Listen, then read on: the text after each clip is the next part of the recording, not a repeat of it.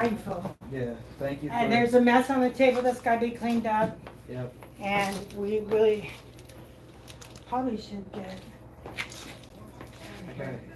First, just let me know when you are ready. Now. You don't want to come center? Where are you going to sit? Oh, you want me in? That's why I was asking if you want to use solo so you can talk about what you do. No. Okay. With you. All right. You ready? Yes. Okay. Because this is Outstanding. this Go ahead, is Robin. Jeremy Bernheisel podcast. So Jeremy's going to join me and we're going to talk a little bit. You know, I support the presidential candidate, Jeremy Bernheisel. Not only because we're fellow veterans, but because he sees things from what people would say was the average person, the people that are in the street. Yeah. You know. So Jeremy wanted me to explain a little bit about what I am. Wounded Warriors Behind Bars is not a recognized organization anymore. IRS said I didn't get donations, therefore I didn't qualify to be a nonprofit. So I just don't have the time or ability to pursue that. But what I do, I work with individuals in what would be called the holistic, new agey kind of approach. We introspect. I have several certificates with psychedelic medicine. I have almost 100 mental health certificates, and many of the new and arising, like COVID trauma and the workplace, or returning to work after COVID, and a lot of children's topics. You know, if we don't look to our young ones and raise them a way they need to, they're prepared for a different place where we are. You guys were talking earlier about this e-gaming.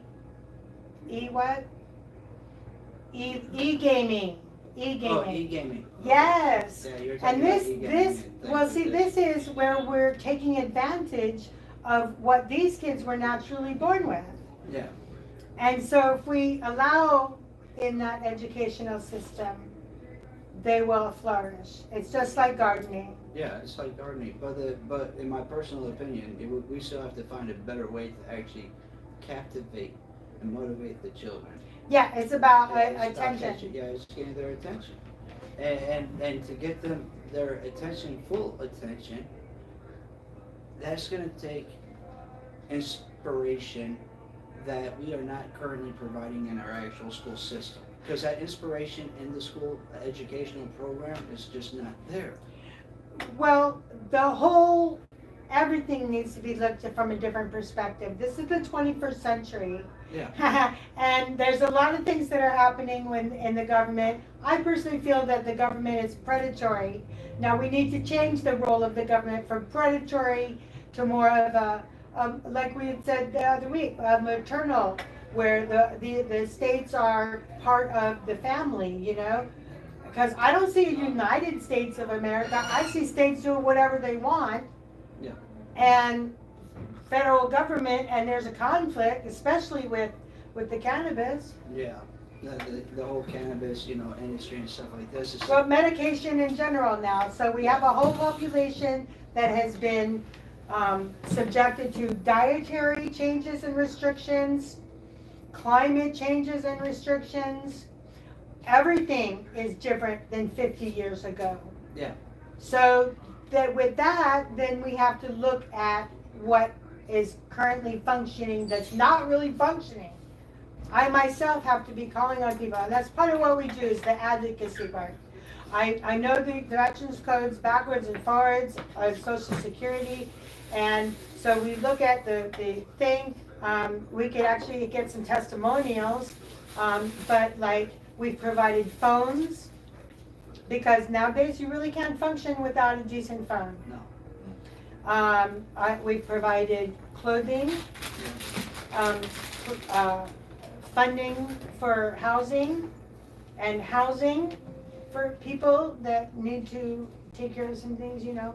It's a very individual approach, but I'm coming from more of the holistic and making people aware of what is available and are qualified for. I have to meet with someone tonight because the Brain Injury Association offers grants. Oh, So I wanted to know, did you want the link to that? Because it's a $500 grant, okay. and they, it's a Yeah, repetitive thing, you can continue. I'd Yeah. like the actual link to it, but. Right, so because I have to go through my experiences, my experience brings a lot to the table. Yeah. I think that that's something that a lot of people fail to actually look at. Everybody brings their own personal outside experience to the table, and everybody's experience is always going to be different. Your experience in the military is definitely different from my experience in the military. A whole different Yeah, era. just a different era in general, but just like not only that, but also the veteran and the VA. You know, how the VA's treated you versus how the VA's actually treated me. I understand because of my actual combat injuries and stuff like this, I get put up above everybody else on a lot of certain things. But I also have a lot of friends that were wounded as well that never even got the compensation. Oh, well, that's where I come Yeah, in. and that's where I. So, yeah, spread my but- information yeah. around. But these are things that I see, and this is why I'm offering the veterans, giving all veterans 100% of their entitlements, collapsing the actual VA administration, utilizing the actual facilities to help out for Medicare for all, actual facilities where people can go to the hospitals for free, because honestly, we've been paying. All people? Yeah, all people in the United States. Why? That's why I want, I and- met a Canadian guy, I wanted him to come talk to you, so we could discuss, you know. Other countries are doing very much more innovative things, and the people are not stuck in the waiting room for Yeah. 15 hours. Well, Canada also, see, I actually had the privilege to go up to Canada, see two different things that the United States people don't even know actually happens and takes place. One, Canada has the first hemp-made airplane, okay? The hemp-made airplane, to actually see the actual carbon fiber made out of hemp, stronger than actual steel, and actually be able to perform at the actual way that it's been performing, I think it would be idealistic for the American people to actually back up Bernheisel 2024's Green Deal, which would actually include cannabis, hemp, in that area to be a part of changing the actual industry in automotive infrastructure and things like this. Because I understand, you know, there's a lot more uses to cannabis than just smoking it. Yeah, hemp, cannabis, Yeah, they're not necessarily the same. no. So, that's where people get confused. I want to go back to education. That is the part that a lot of people are missing when they come to DC and they want to get their stuff, whatever it is they're looking for. Don't. I'm saying this again. Do not come here looking for substance, because you're not going to get what you think you are. You could be actually really literally putting your life in danger. Don't do it. There's nothing in DC you want unless you go to the dispensary. They've made the dispensary very affordable and easy for people to come. What is it, $10? See, if Steve was here, he'd be able to tell you, because he's taking Yeah. advantage of that. You know, it's $10 for 30 days or something. Y'all look it up. Look it up yourself. I can only point people in the right direction, give them some resources. I also deal with predominantly incarcerated people and veterans. I was incarcerated for what's now legally called hemp, Yeah. and I did mandatory minimum. The judge knew me well because of my brain injury in a small community, and I was given the best that he could do. So, but you know, it doesn't matter where we are, we can make a difference. We make a difference to people. And this is important. It's the reason why we are actually out here doing Free J Friday is to help out raise awareness for the cannabis community and the cannabis culture. Cannabis is used in so many different ways when it comes down to either a pain medication or even a form of PTSD medication. PTSD is something that affects all of us. And if you don't understand, if you've been stung by a bee and you react different now around a bee, that is a form of PTSD. That is a simplistic way to explain to American people, hey, this is what PTSD, because you have gone through this traumatic event, you now are afraid of this little itty bitty thing? So the term now, and I was speaking about buzzwords earlier Yeah. to my son, that it's very important that you drop certain buzzwords in certain environments. Okay. Now, because we're going to be going to court, there are certain buzzwords that need to be dropped in court that I'm going to be backing up with documentation to the judge and the court. Okay. And we're also fighting for medical for incarcerated people. I have worked with all over the country, federal and state, and I'm currently my most two active besides my own son, which is facing long-term incarceration. I work with an 80-year-old woman Mm-hmm. who's now on oxygen, and she still believes that she can make parole. Yeah. So I've been working with her gently over time to help her understand that's probably not going to happen. Well, that isn't going to happen. It isn't. It isn't. And I'm also paying the tuition for a young lady who's getting out now in 2 years. She got a very long sentence at a young age, and now she's getting a degree, and I'm paying her college tuition instead of giving her money for commissary. Yeah. She has forfeited her commissary, I won't say allowance, but what do you call it, disbursement. So these are the things that my money goes to, that is coming out of my veterans, as well as my situation is more taxing. It's a hardship situation. So. Well, you know, that's a whole different topic, Robin. Yeah, it is. That's Hey, another so- day. But in all actuality, Robin, how do you feel we're doing so far in 2024? I think people are still slacking because of COVID and still trying to use that as a reason. I think that people are just not stepping up to the plate, you know, and saying, yeah, COVID is over, let's get back to work. Now, I will say COVID has made a lot of opportunity for people, especially people like myself. Like I said earlier, yeah, I'm retarded. I'm actually severely retarded in some areas. And that's true because I can't expand any longer. So it's been retarded by the lack of ability to grow. Okay. So that's what that actually means. Yeah, it's not politically correct anymore, but for lack of better terms, in the community, you know, it's I don't just, know, you know, that whole political correctness thing can go somewhere else in my personal books, 'cause honestly, 2024 is definitely fuck your feelings. It's our feelings that got us in the positions that we're in currently right now. Well, if you remember the movie Gran Torino with Clint Eastwood, Well, I never saw the movie. you never saw that movie? Well, spoiler alert, Okay. spoiler alert, he takes the young man Yeah. to the barber shop to teach him how to talk like a man. Okay. And it is so politically incorrect. It really, did you realize my brother's favorite movie is Yellowbeard. It's really an actually great movie. Okay. But Yellowbeard has been taken off the market because there's no blacks, and there's a couple of different reasons. He said it's sexist, and they no blacks in there. They said there's no blacks in the entire movie, and I had to watch it like several times to make sure. But You see, this is a whole different conversation on a whole different night. well, you asked me about 2024. Yeah, So the things are going away. Yeah. Things are going away in the light of political correctness and acceptance, like the purple M&M.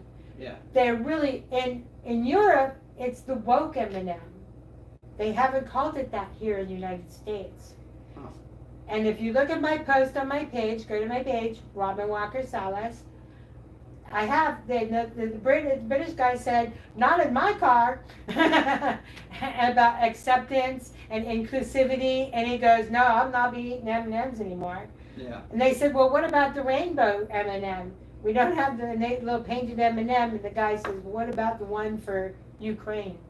I got you. That's when they cut it off. You know, my big thing is, why do we allow sexuality to actually come out and be a profitable topic Excuse me, I believe, and this is old fashioned, Yeah. and call me old fashioned, I'm fine. Bedroom stuff should stay in the home. Yeah, it's nobody's business. You and I don't talk about what you and your partner do at your home, No. but yet I see people that, in the past, council member running, oh, and he advertised, I'm going home to my husband, he made me a nice dinner, and he's gonna pamper me, blah, blah, blah. Well, you know, honestly, I can respect somebody saying that, okay? Just for one of two things. To be personable with individuals out there within the community, to let them know, no, I do have my significant other. Now, I don't care if you're going back home to a Martha or if you're going back to a Bill. Either way, if you're happy with where you're at in your life, keep on doing what you do. Don't worry about what anybody else thinks about who you're with or anything like that. And when it comes down to what you do and you practicing the privacy of your own home, that's on you. Just do it responsibly. Make sure you're using whatever available protection methods you are able to use, because right now, honestly, STDs, they're going up, and nobody's talking about that part either. Well, and this is part of what I have to help part of my people that come to me realize. When we go out the door of our home, there's an unspoken social contract. We don't go walking around naked, not because it's against the law, but because there's a social contract. Unspoken social contract.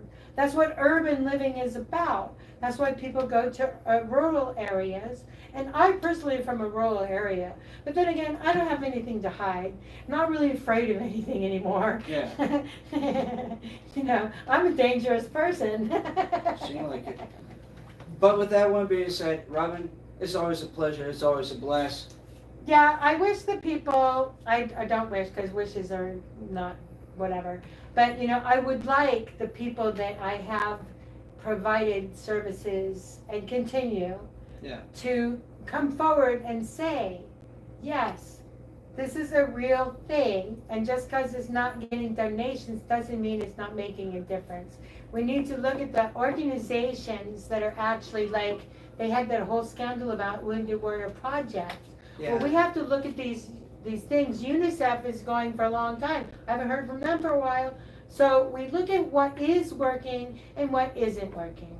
And we have to come up with a plan for what will work before we ask them to let go of what doesn't work. Yeah. Here, I'm going to give you this wonderful ice cream if you let go of the rock.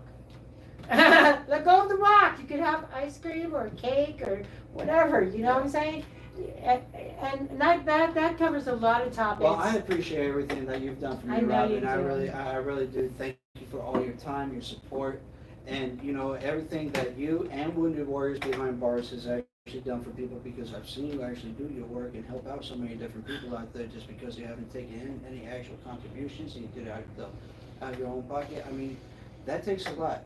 That takes a lot, and honestly, you should be recognized for it. Yeah, well, I've gotten That's awards and recognition, and I'm not on LinkedIn anymore. Yeah. You know, there's a lot of predators and a lot of predatory practices that really need to be brought out to light. And with the education of people, the more we give the information, the more we can circulate, the more we can let them know. The quote of the night: dissemination of information is vital to your survival. You guys have a good one. Stay positive, stay motivated, keep on doing what you do. Vote purple 2024. We'll see you next week. It's your friendly independent presidential candidate. Peace. American People's Purple Party. Yay. Nice, JB, nice. Yeah, man, I know, we kind of went off a little bit. Yeah. But we always do. Yeah, I know. Yeah, Yeah, so, Robin has a wide spectrum of topics yeah, I was to like, address.